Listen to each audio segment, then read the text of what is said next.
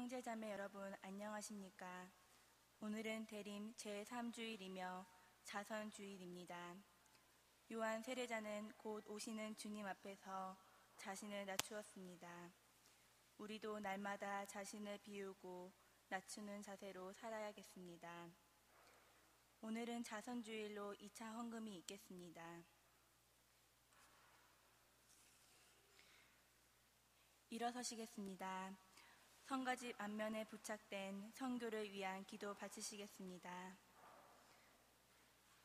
성부와 성자와 성령의 이름으로 아멘. 만민에게 기쁜 소식을 전하라 명하신 주님, 말씀의 빛으로 이 땅을 비추시고 순교자들의 신앙 위에 한국교회를 세워주셨으니 감사드립니다. 그러나 저희들은 기도와 희생과 열성이 부족하여 주님을 알지 못하는 이웃들에게 당신을 전하지 못하고 있습니다. 주님 간구하오니 굶주림과 박해의 칼날 아래서도 옹기를 지고 묵주알을 굴리며 복음을 전파하신 순교 선열들의 열정을 본받게 하소서.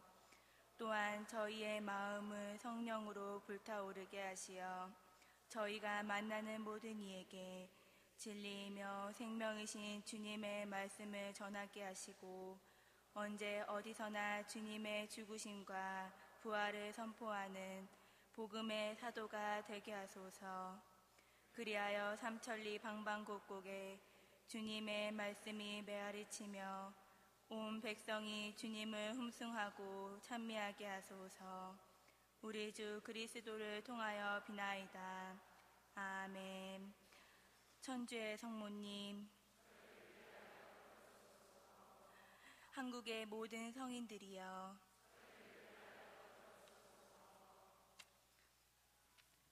이 땅 성가 97번 2절까지 부르시겠습니다.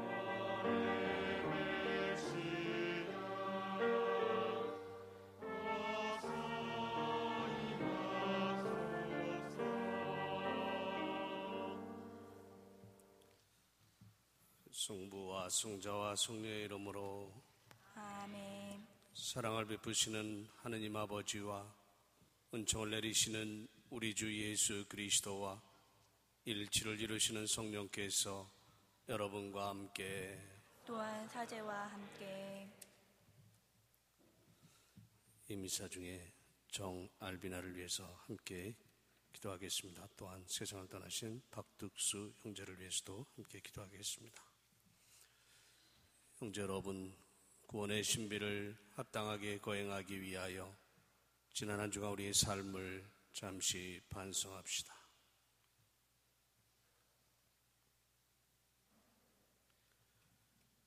전능하신 하느님과 형제들에게 고백하오니 생각과 말과 행위로 죄를 많이 지었으며 자주 의무를 소홀히 하였나이다. 제 탓이요 제 탓이요 저의 큰 탓이옵니다. 그러므로 간절히 바라오니 평생 동정이신 성모 마리아와 모든 천사와 성인과 형제들은 저를 위하여 하느님께 빌어주소서. 전능하신 하느님, 저희에게 자비를 베푸시어 죄를 용서하시고 영원한 생명으로 이끌어 주소서. 아멘.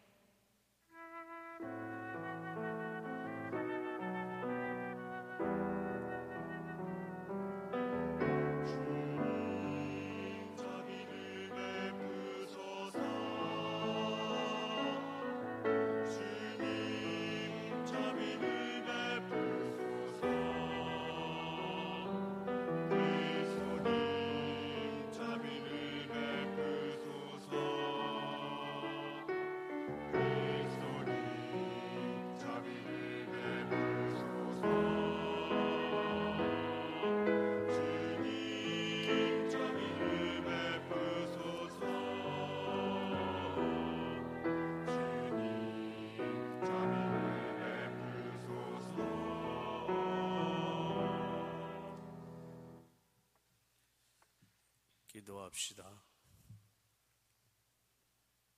생명과 기쁨의 샘이신 하느님, 저희를 성령의 힘으로 새롭게 하시어 하느님 계명의 길을 따라 걸으며 온 세상에 구세주의 기쁜 소식을 전하게 하소서. 성자께서는 성부와 성령과 함께 천주로서 영원히 살아계시며 다스리시나이다. 아멘. 앉으시겠습니다.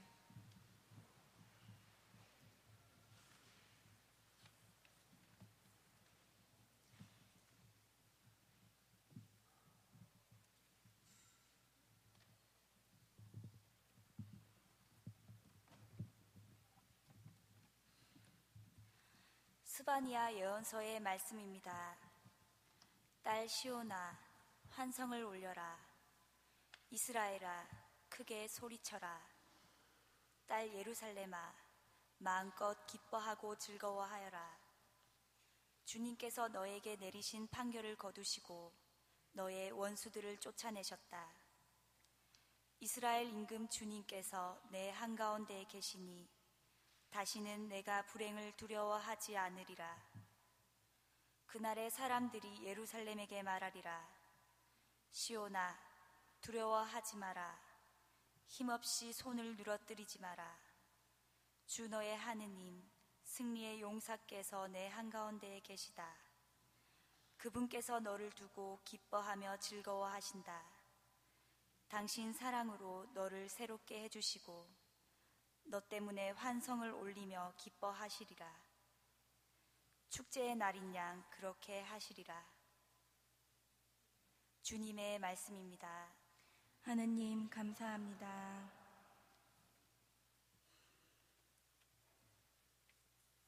기뻐하며 외쳐라. 너희 가운데 계신 이스라엘의 거룩하신 분은 위대하시다.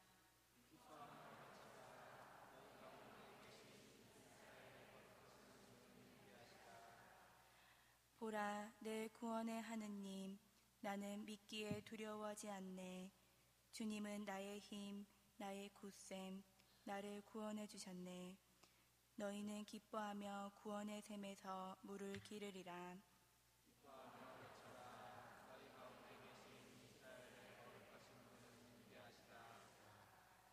주님을 찬송하여라. 그 이름 높이 불러라. 그분 업적을 민족들에게 알리고 높으신 그 이름을 선포하여라.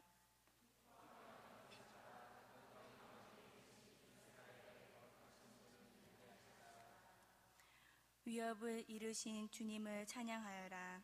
그분이 하신 일 온 세상에 알려라. 시온 사람들아, 기뻐하며 외쳐라.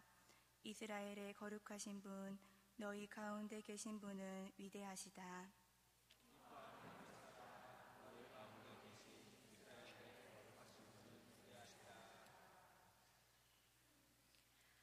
사도 바오로의 필리피서 말씀입니다. 형제 여러분, 주님 안에서 늘 기뻐하십시오. 거듭 말합니다. 기뻐하십시오. 여러분의 너그러운 마음을 모든 사람이 알 수 있게 하십시오. 주님께서 가까이 오셨습니다. 아무것도 걱정하지 마십시오. 어떠한 경우에든 감사하는 마음으로 기도하고 간구하며 여러분의 소원을 하느님께 아뢰십시오. 그러면 사람의 모든 이해를 뛰어넘는 하느님의 평화가 여러분의 마음과 생각을 그리스도 예수님 안에서 지켜줄 것입니다. 주님의 말씀입니다. 하느님 감사합니다.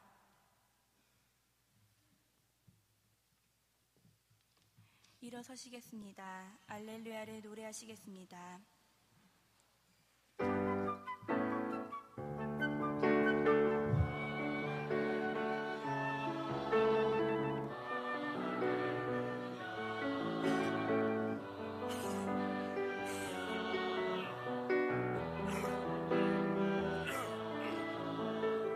주님의 영이 내 위에 내리셨다.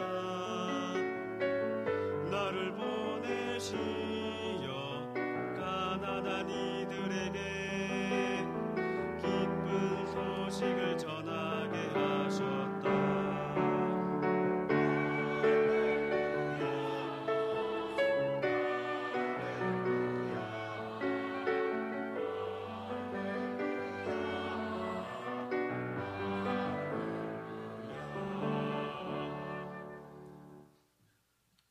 주님께서 여러분과 함께 또한 사제와 함께 루카가 전한 거룩한 복음입니다.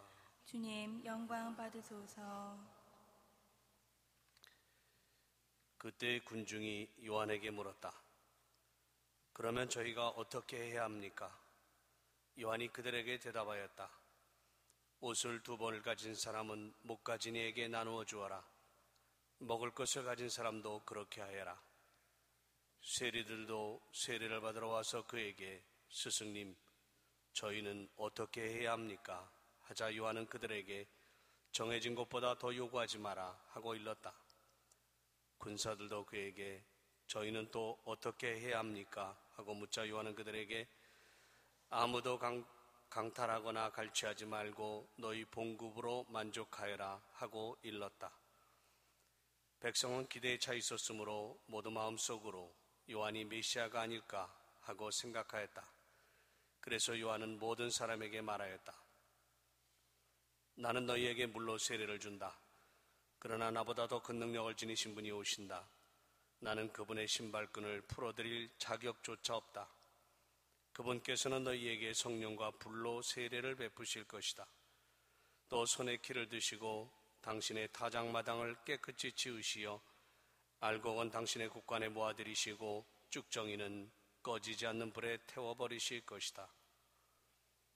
요한은 그 밖에도 여러 가지로 권고하면서 백성에게 기쁜 소식을 전하였다. 주님의 말씀입니다. 그리스도님 찬미합니다. 앉으시겠습니다. 참 예수님,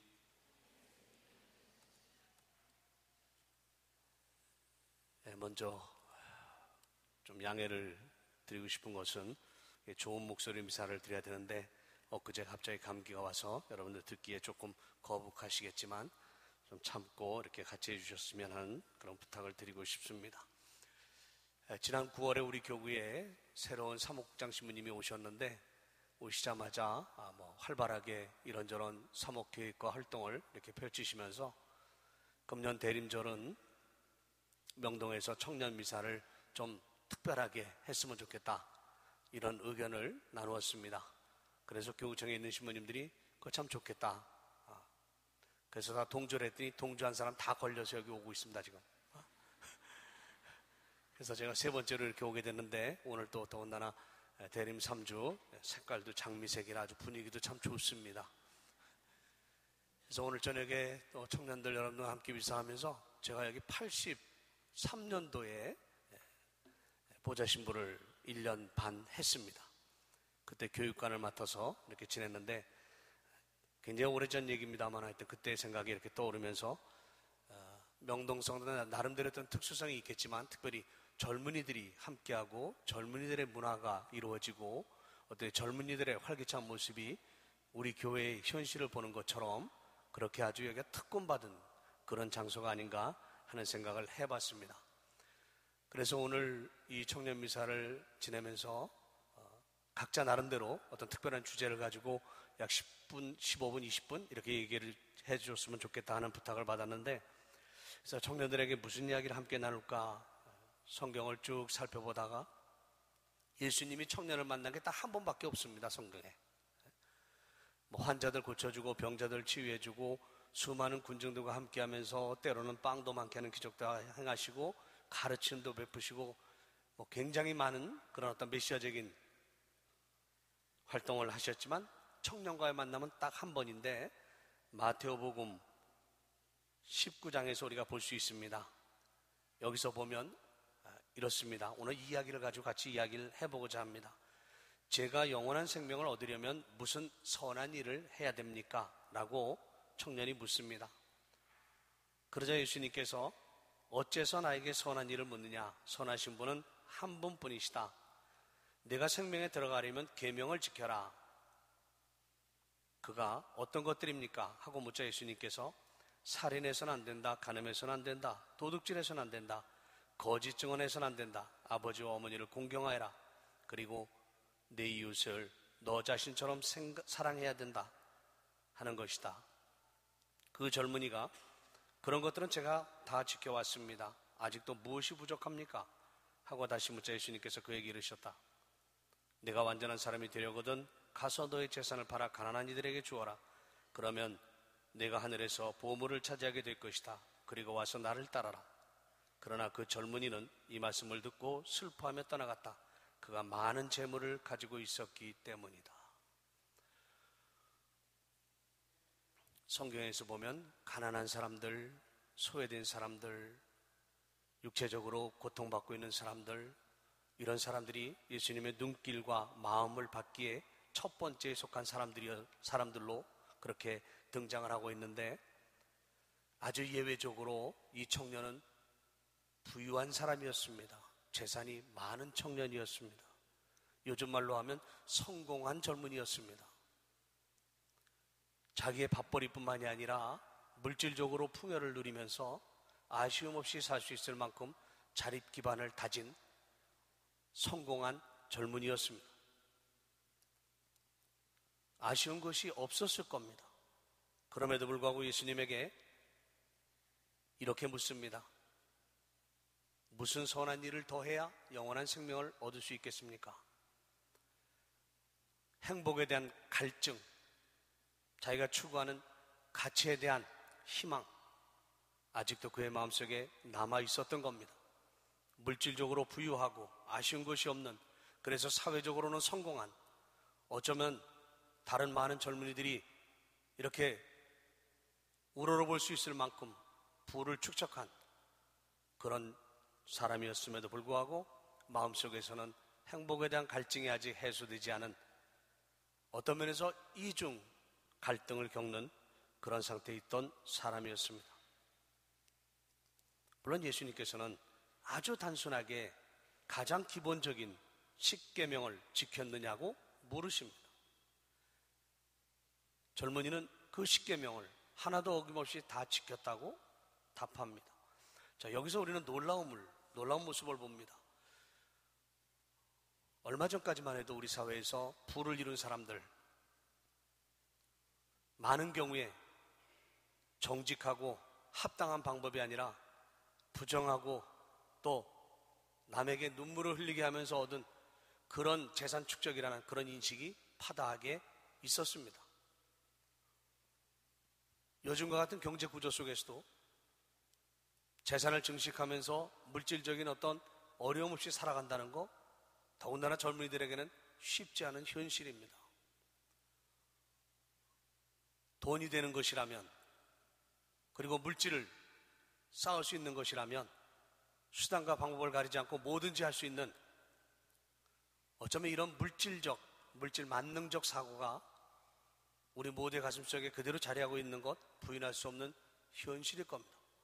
왜냐하면 물질화된 사회 속에서 물질이 우리에게 주는 기쁨이 굉장히 크고, 물질이 있음으로 해서 아쉬움 없이 내가 원하는 것을 할 수 있는 이런 사회 구조 안에서 물질에 대한 탐욕과 욕심은 버릴 수 없는 그런 유혹 중에 하나입니다. 그렇기 때문에 수단과 방법을 가리지 않고 어떻게든 물질을 쌓으려고 하는 그런 방향으로 우리의 몸이 움직여지는 것도 현실입니다. 그런데 성공한 젊은이로 예수님 앞에 나타난 이 사람은 십계명에서 요구하는, 즉 하느님께서 우리에게 주신 어떤 계명도 어기지 않고 지키며 살아왔다고 그렇게 복음에서는 이야기합니다. 즉 부정직한 방법으로 재산을 모은 것이 아니고, 부당한 방법으로 어떤 속임수를 써서 물질을 축적한 것이 아니라 정상적이고 땀 흘려서 성공한 사람의 대열에 들어선 그런 젊은이였다는 것을 분명하게 오늘 복음에서는 지적을 해주고 있습니다. 그럼에도 불구하고 생명을 얻기 위한 갈증과 갈망은 그에게서 떠나지 않았습니다. 그래서 예수님께서는 그가 살아온 삶이 다 옳고 올바르고 하나 남을 일도 없는 것이었지만, 그래도 너에게 해야 될 것이 하나 있다. 그것은 내가 가진 것을 팔아서 가난한 사람에게 줘야 된다. 그리고 나서야 나를 따라야 된다 하는 말씀이었습니다. 복음에서 보면 그러자 젊은이는 슬퍼하면서 예수님을 떠나갔다. 그가 쌓아놓은 재산이 너무 많았기 때문이다. 이렇게 얘기합니다.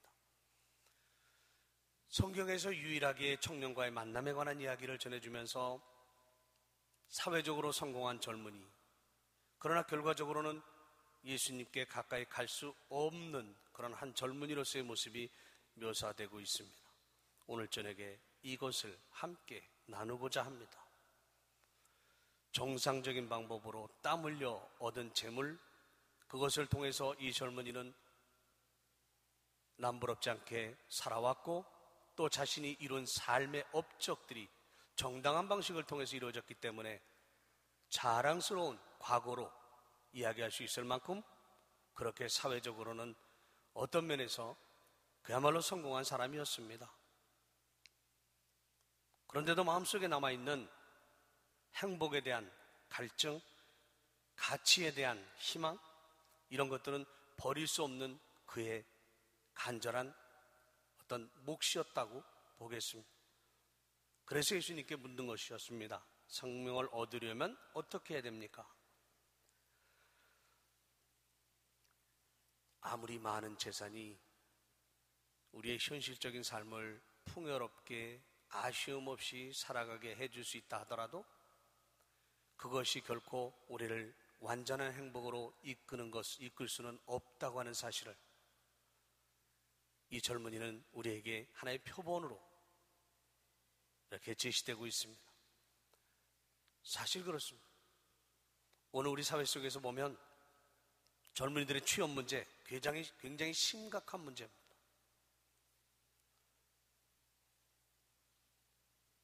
자기의 삶의 자리를 만들어가는 것이 자기 뜻대로, 자기 생각대로, 자기가 계획한 대로 이루기 어려운 그런 현실 속에서 무한 경쟁의 순간순간들을 살아가면서 수많은 갈등의 순간들을 이겨내야 하는 것이 요즘 우리 젊은이들의 현실이 아닌가 싶습니다.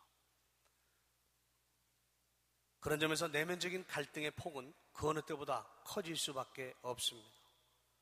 그래서 본질적인 행복을 추구하기도 전에 벌써 현실의 삶을 충족시키기 위한 물질에 대한 욕망이나 갈망이 더 우리를 감싸고 있고, 그런 점에서 알게 모르게 우리는 굉장히 물질화되어가는 그런 삶에 굉장히 익숙해졌습니다. 내가 가진 것을 다 팔아 가난한 사람에게 나누어주고 그리고 나를 따라라. 재산은 그의 성공의 표시였습니다. 그 젊은이의 땀 흘림의 결과였습니다. 그리고 다른 사람들로부터 열심히 최선을 다해서 살아왔다는 것의 구체적인 증거였습니다. 부도덕한 방법이 아니고 정상적이고 땀 흘려 얻은 일구어낸 그런 결과였기에 그 젊은이는 당당하게 자신이 살아온 과거의 삶의 떳떳함을 드러낼 수 있었습니다. 그런데 예수님은 거기서 한 걸음 더 나아갑니다. 그가 그렇게 살아왔던 삶의 과거의 흔적들을 이제 어려운 사람들에게 다 나누어 주고 그리고 나를 따르라고 말씀하십니다. 주님을 따른다고 하는 것이 도대체 무슨 의미가 있고 행복을 추구하고자 했던 이 젊은이의 갈망이 어떤 방향으로 나아가고 있는가 하는 것을 진지하게 생각해 보지 않을 수 없습니다. 이 젊은 청년은 예수님을 만났습니다.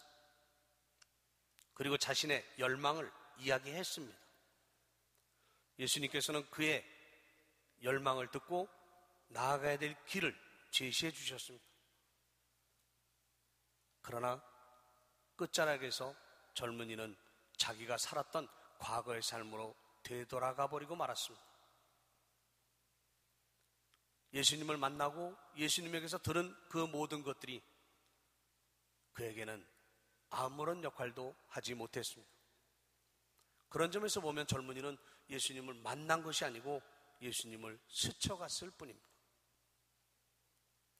예수님과 얼굴을 맞대고 현안의 문제를 논하면서 자신의 행복을 찾기 위한 열정을 이야기했지만 결과적으로는 자신이 만들어 놓은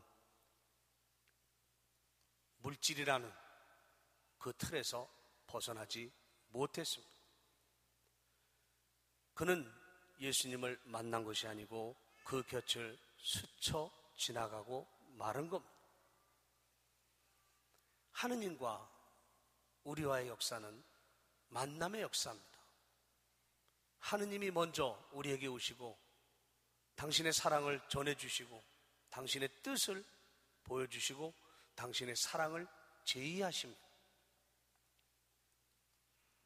그에 대한 응답이 우리의 삶을 통해서 구체화되면 하느님과 우리와의 만남의 역사는 시작되고 완성을 향해서 질주합니다.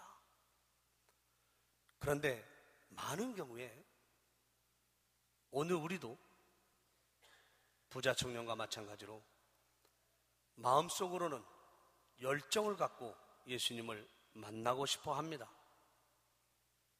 그러나 실상은 만나는 것이 아니라 스쳐 지나갈 때가 너무 많습니다.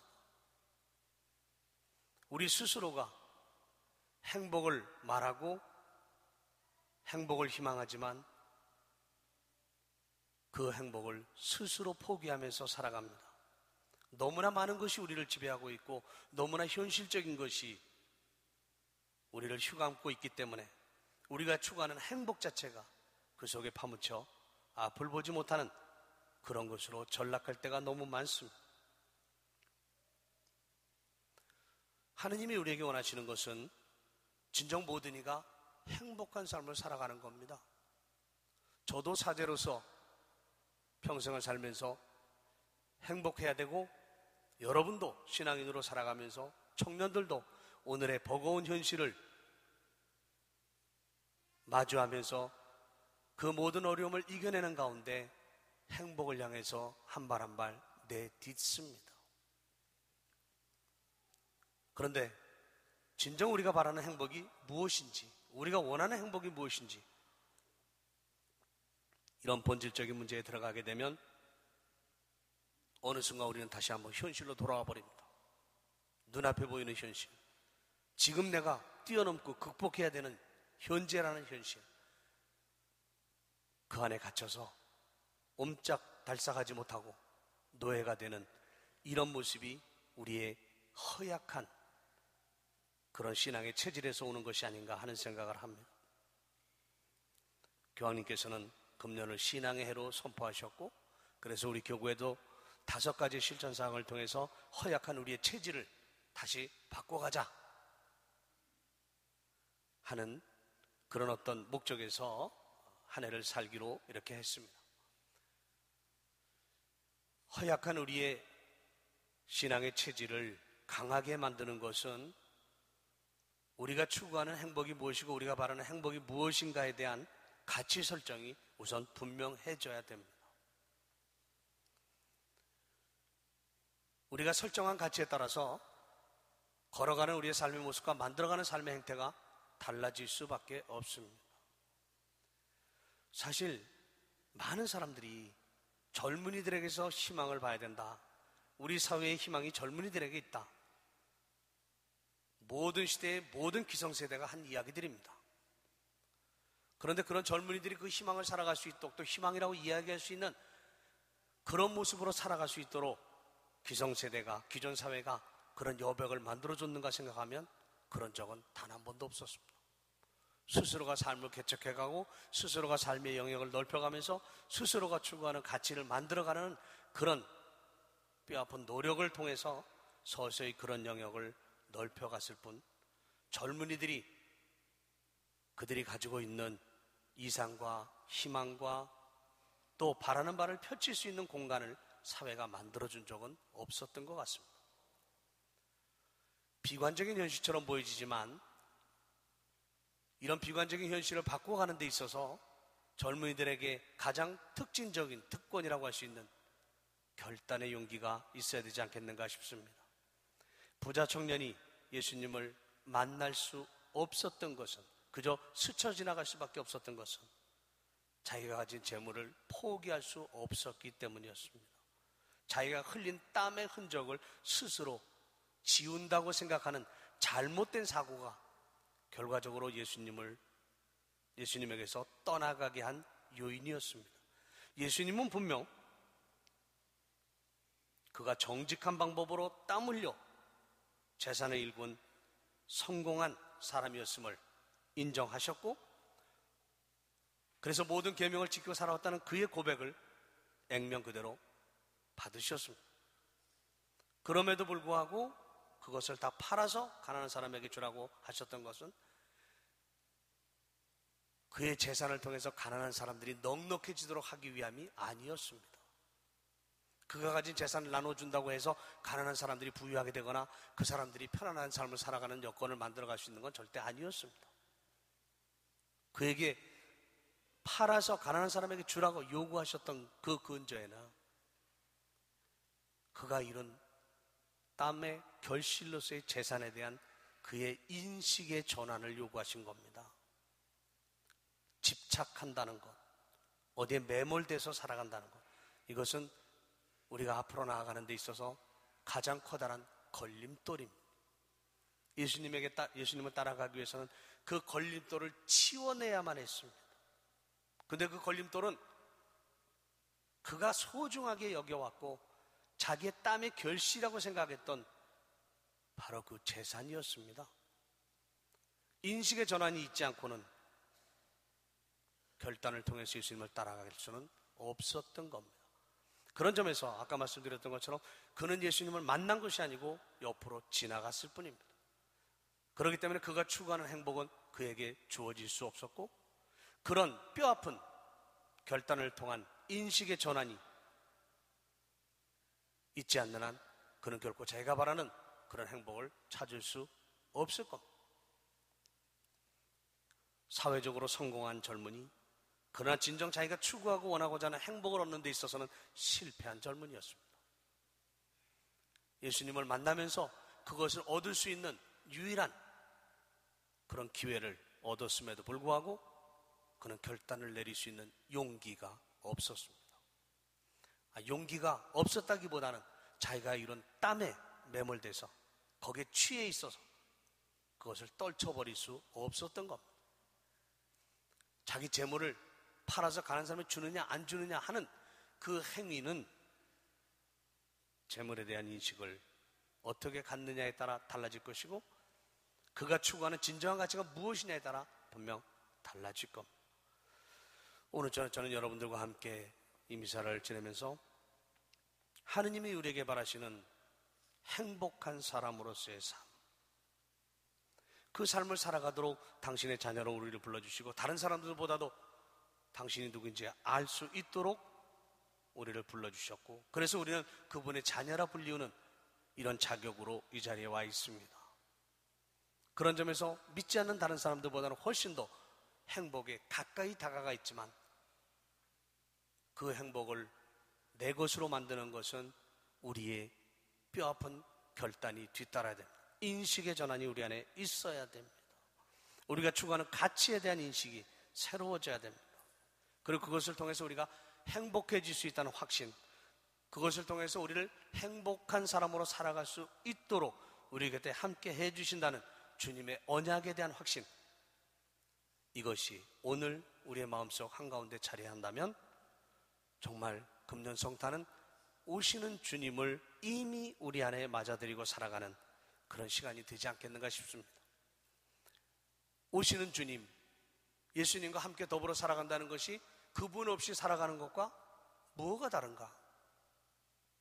이런 차별이 우리 안에, 차별성이 드러나지 않는다면, 나 혼자 사는 거나 예수님과 더불어 함께 사는 거나 삶에 있어서 아무런 변화나 아무런 의미가 덧붙여지지 않는다고 한다면 오히려 예수님과 더불어 살아가는 것이 더 불편하고 더 거추장스러울 뿐입니다.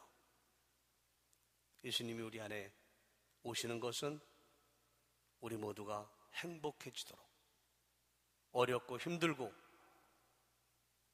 또 갈등의 구조 속에서 살면서도 그럼에도 불구하고 행복할 수 있다는 이런 희망을 우리에게 주시면서 거기에 힘을 보태주기 위해서 우리에게 오시는 주님을 오늘 우리는 우리 마음속에 끌어안습니다.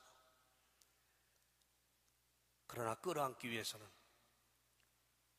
우리의 것이라고 생각하는 기존 관념이나 기존 생각들을 버릴 수 있어야 됩니다. 그렇지 못하다면 부자 청년과 마찬가지로 예수님을 만나긴 만났지만 실제로는 만나지 못한 이런 어리석은 그런 사람으로 전락해버릴 겁니다. 그렇다고 한다면 성탄의 의미는 우리에게 하나의 행사이고 형식일 뿐 실질적으로 실존에 어떤 변화도 가져다 주지 못하는 그런 하나의 축제로 전락해버리고 말 겁니다. 그 축제가 나의 기쁨과 행복을 위한 출발점이 될 수 있기 위해서 진정 주님을 만나는 여러분이 되시기를 바랍니다. 감사합니다.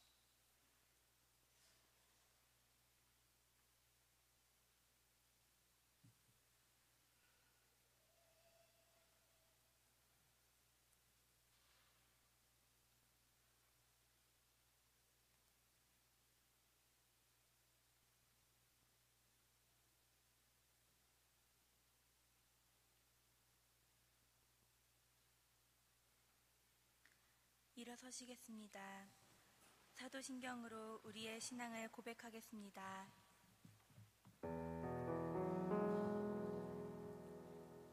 전능하신 천주 성부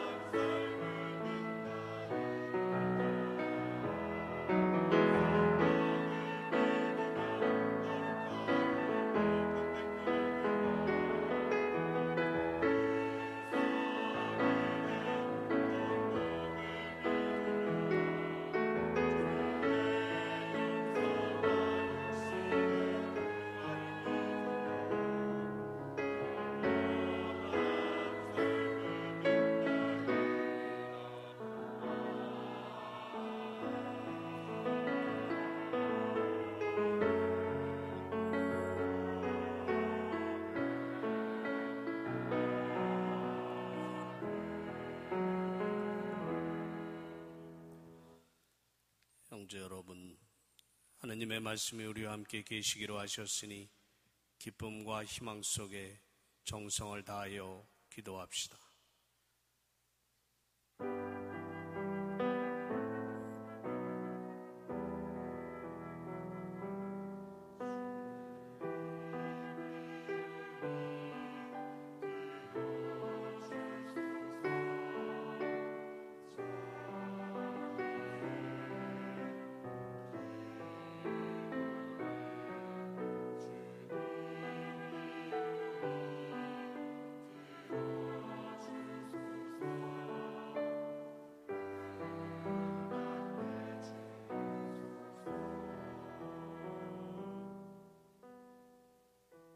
교회를 위하여 기도합시다.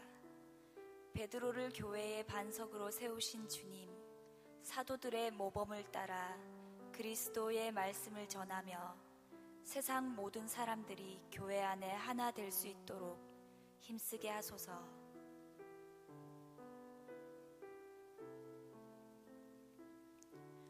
대통령 선거일을 맞아 우리나라를 위하여 기도합시다. 지혜의 샘이신 주님, 대통령 선거일을 맞아 참된 지혜와 진실된 실천으로 오로지 국민과 나라를 위해 일하는 귀한 인재를 뽑을 수 있도록 저희에게 지혜를 허락하소서.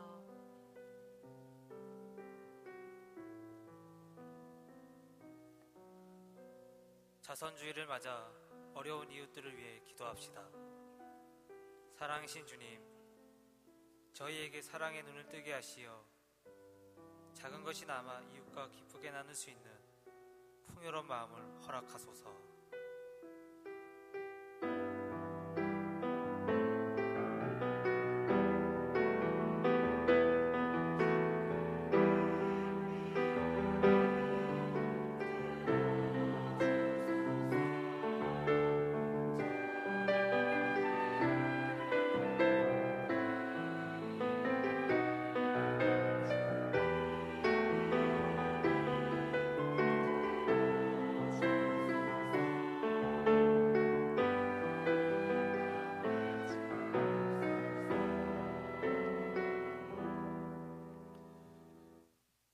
모든 이의 아버지이신 주님, 주님께 간절히 기도하는 저희가 하느님 나라를 그리며 바르게 살아갈 수 있도록 이끌어 주소서. 우리 주 그리스도를 통하여 비나이다. 아멘. 앉으시겠습니다. 지금은 우리의 예물을 봉헌하는 시간입니다. 오늘 제2차 헌금은 자선주의를 위해 봉헌되겠습니다. 봉헌성가 주께 감사 부르시겠습니다.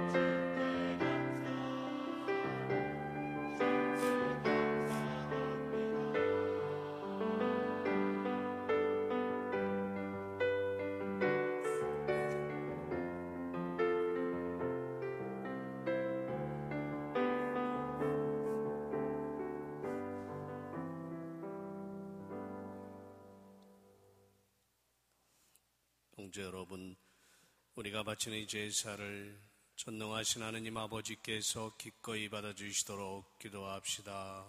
사제의 손으로 바치는 이 제사가 주님의 이름에는 찬미와 영광이 되고 저희와 온 교회는 도움이 되게 하소서. 주님, 이 예물을 정성껏 봉헌하며 비오니 주님께서 제정하신 거룩한 신비를 거행하여 저희 구원이 온전히 이루어지게 하소서. 우리 주 그리스도를 통하여 비나이다. 아멘. 주님께서 여러분과 함께 또한 사제와 함께 마음을 드높이 주님께 올립니다. 우리 주 하느님께 감사합시다. 마땅하고 옳은 일입니다.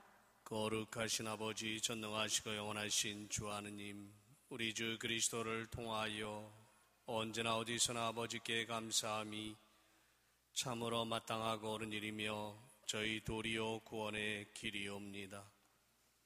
그리스도께서 비천한 인간으로 처음 오실 때에는 구약에 마련된 임무를 완수하시고 저희에게 영원한 구원의 길을 열어주셨나이다. 그리고 빛나는 영광 중에 다시 오실 때에는 저희에게 반드시 상급을 주실 것이니 저희는 지금 깨어 그 약속을 기다리고 있나이다. 그러므로 천사와 대천사와 좌품 주품 천사와 하늘의 모든 군대와 함께 저희도 주님의 영광을 찬미하며 끝없이 노래하나이다.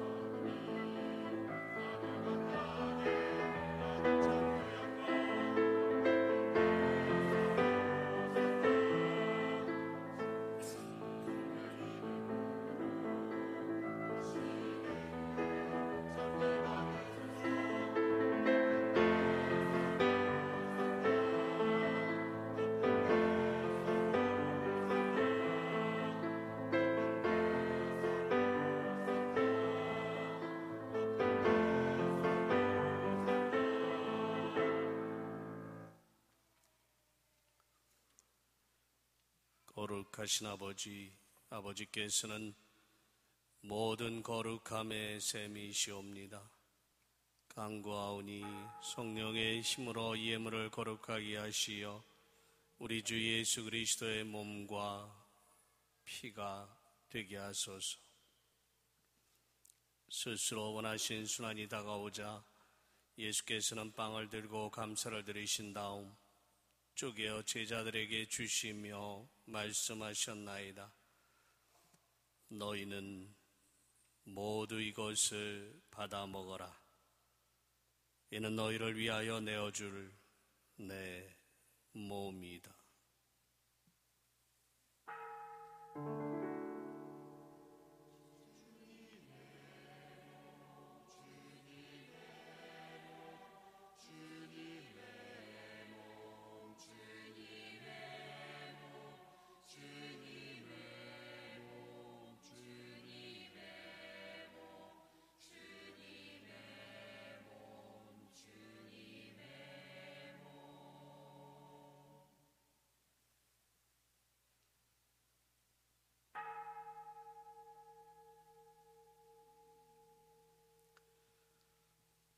저녁을 잡수시고 같은 모양으로 잔을 들어 다시 감사를 드리신 다음 제자들에게 주시며 말씀하셨나이다.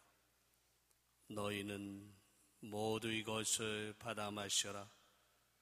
이는 새롭고 영원한 계약을 맺는 내 피의 잔이니 죄를 사하여 주려고 너희와 모든 이를 위하여 흘릴 피다. 너희는 나를 기억하여 이를 행하여라.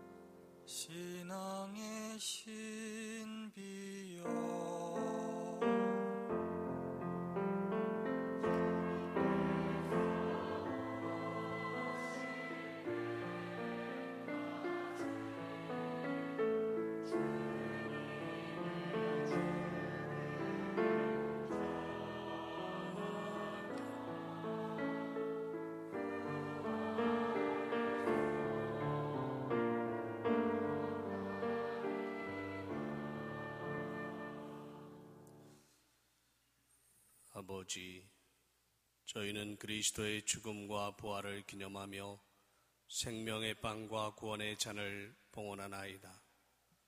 또한 저희가 아버지 앞에 나와 봉사하게 하시니 감사하나이다. 간절히 청하오니 저희가 그리스도의 몸과 피를 받아 모시어 성령으로 모두 한 몸을 이루게 하소서. 주님, 온 세상에 널리 퍼져 있는 교회를 생각하시어 교황 베네딕토와 저희 주교 안드레아와 모든 성직자와 더불어 사랑의 교회를 이루게 하소서. 부활의 희망 속에 고이 잠든 교우들과 세상을 떠난 다른 이들도 모두 생각하시어 그들이 주님의 빛나는 얼굴을 배우게 하소서. 저희에게도 자비를 베푸시어 영원으로부터 주님의 사랑을 받는 하느님의 어머니 복되신 동정 마리아와 복된 사도들과 모든 성인과 함께 영원한 삶을 누리며 성자 예수 그리스도를 통하여 아버지를 찬양하게 하소서.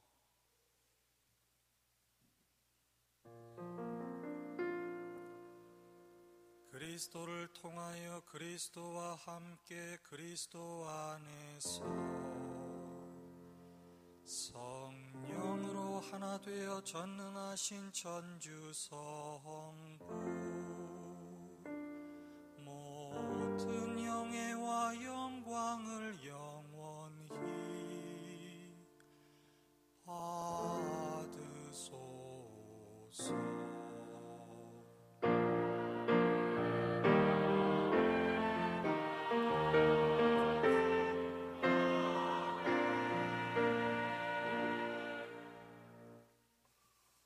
우리를 사랑하시는 하느님께 그분께서 우리에게 가르쳐 주신 기도를 마음을 모아 노래합시다.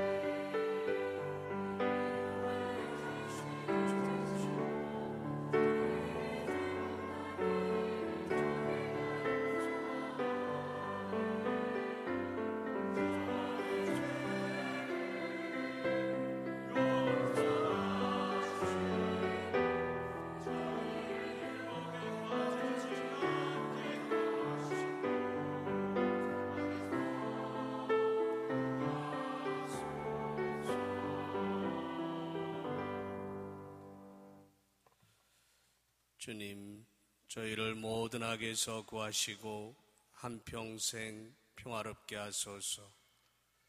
주님의 자비로 저희를 언제나 죄에서 구원하시고 모든 시련에서 보호하시어 복된 희망을 품고 구세주 예수 그리스도의 재림을 기다리게 하소서.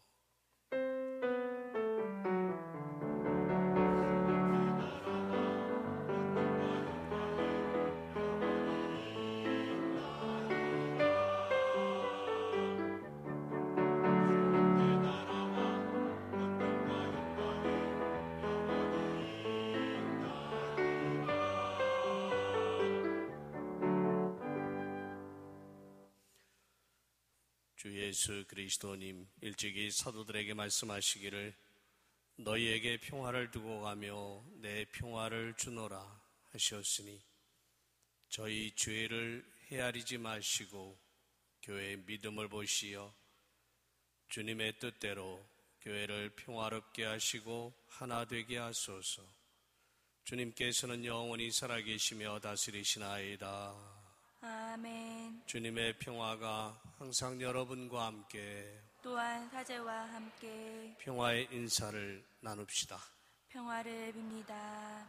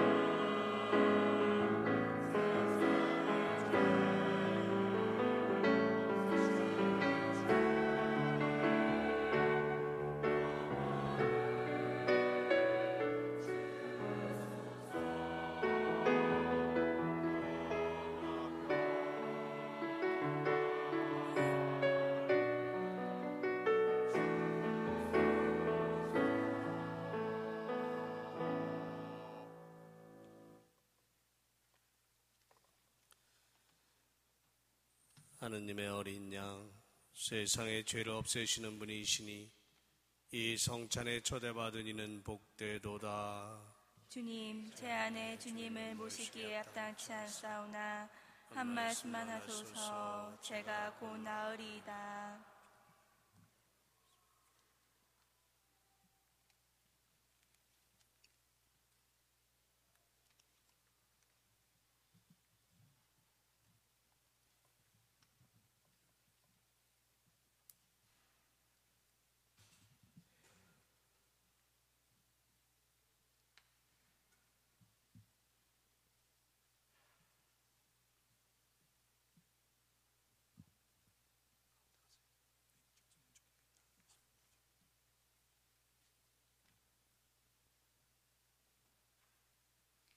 앉으시겠습니다.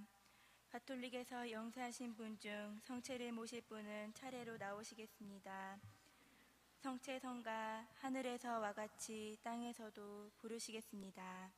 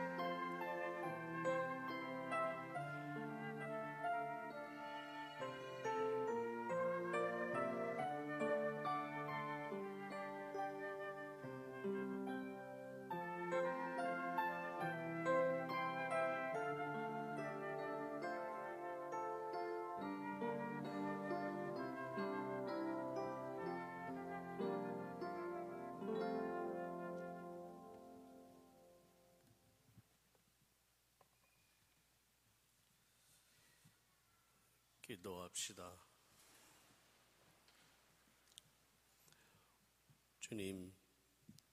주님께서는 인자하시니 이 성사의 힘으로 저희 죄를 깨끗이 씻어주시어 다가오는 성탄 축제를 준비하게 하소서. 우리 주 그리스도를 통하여 비나이다. 아멘. 오늘 청년미사에 초대해 주셔서 감사드리고 금년 성탄 우리 신자 청년 여러분 모두가 오시는 주님 참으로 만나서 행복한 그런 삶을 살게 되시기를 바랍니다. 주님께서 여러분과 함께 또한 사제와 함께 전능하신 천주 성부와 성자와 성령께서는 여기 모인 모든 이에게 강복하소서. 아멘. 주님과 함께 가서 복음을 실천합시다. 하느님 감사합니다. 파견성가 가톨릭성가 88번 2절까지 부르시겠습니다.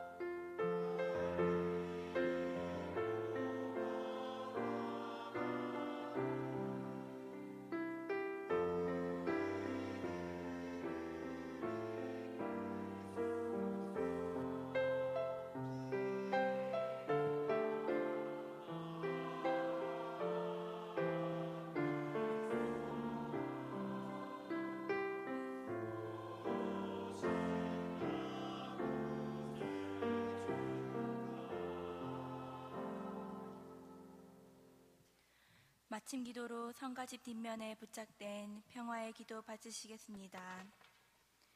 주님, 저를 당신의 도구로 써주소서. 미움이 있는 곳에 사랑을, 다툼이 있는 곳에 용서를, 분열이 있는 곳에 일치를, 의욕이 있는 곳에 신앙을, 그릇됨이 있는 곳에 진리를, 절망이 있는 곳에 희망을, 어두움에 빛을, 슬픔이 있는 곳에 기쁨을 가져오는 자 되게 하소서. 위로받기보다는 위로하고 이해받기보다는 이해하며 사랑받기보다는 사랑하게 하여 주소서. 저희는 줌으로써 받고 용서함으로써 용서받으며 자기를 버리고 죽음으로써 영생을 얻게 됨을 깨닫게 하소서. 아멘. 성부와 성자와 성령의 이름으로 아멘. 안녕히 가십시오.